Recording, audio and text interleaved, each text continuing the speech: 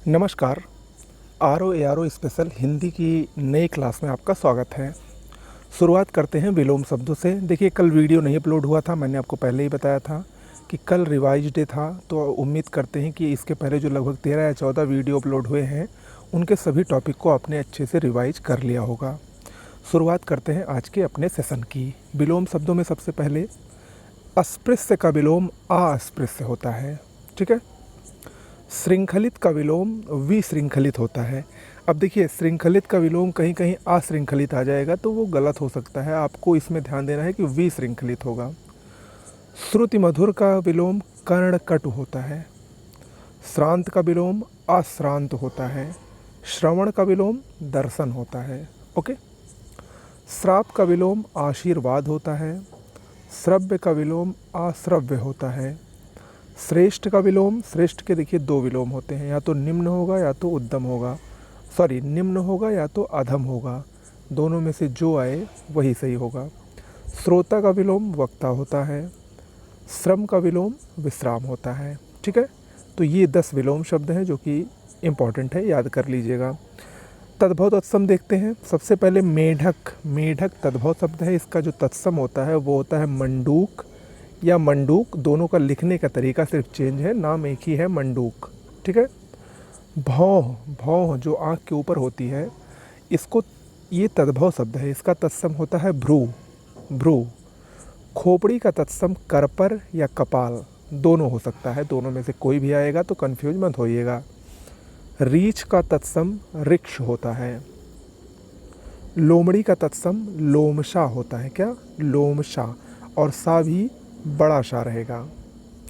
हुलास का तत्सम उल्लास। हीरा का तत्सम हीरक। हिया का तत्सम हृदय। हथौड़ा का तत्सम हस्त, और हाट का तत्सम हट होता है। ओके। बढ़ते हैं अशुद्ध और शुद्ध शब्दों की तरफ। देखिए, मट्टी, जो मिट्टी होती है वो शुद्ध ऐसे लिखी जाती है, ठीक है, याद रखिएगा। भस्मीभूत नहीं भस्मीभूत होता है। मनज्ञ नहीं मनोज्ञ होता है। नदेश अशुद्ध शब्द है, नदीश शुद्ध होता है और बड़ा शा रहेगा। पुष्पवली अशुद्ध शब्द है, पुष्पावली शुद्ध है।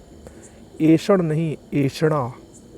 दिवारात्रि ये बिल्कुल गलत है और मोस्ट इम्पॉर्टेंट भी है, दिवारात्र होता है।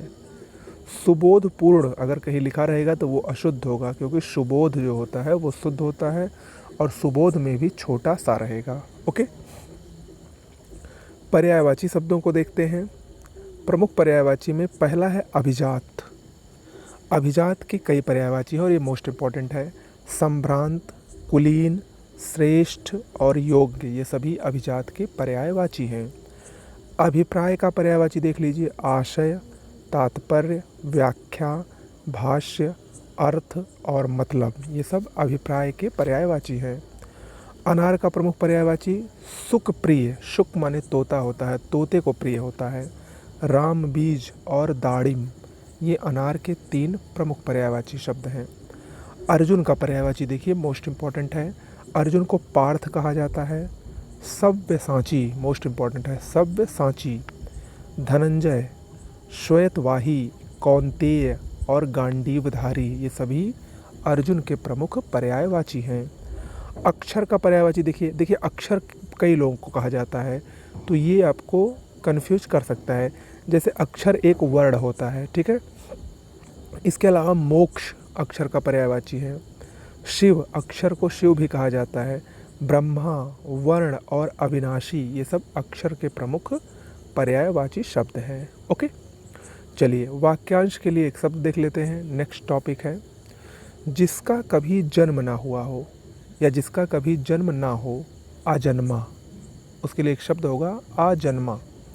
जिसका जन्म पहले हुआ हो, उसके लिए एक शब्द अग्रज। पर्वत के ऊपर की समतल भूमि को अधित्यका कहते हैं, मोस्ट इम्पॉर्टेंट है, अधित्यका। जो ना जाना गया हो, अनवगत, अनवगत, ठीक है, अनअवगत। जिस पर आक्रमण ना किया गया हो, इसको अनाक्रांत कहते हैं, और जिस पर आक्रमण किया गया हो उसको आक्रांत कहेंगे, ठीक है। तो दोनों एक ही है, याद रखिएगा, कंफ्यूज मत होइएगा। जिस पर आक्रमण ना किया गया हो अनाक्रांत, और जिस पर आक्रमण किया गया हो आक्रांत। ओके, तो आज के सेशन में इतना ही रखते हैं, मिलते हैं कल कुछ और नए नए शब्दों के साथ। तब तक के लिए नमस्कार।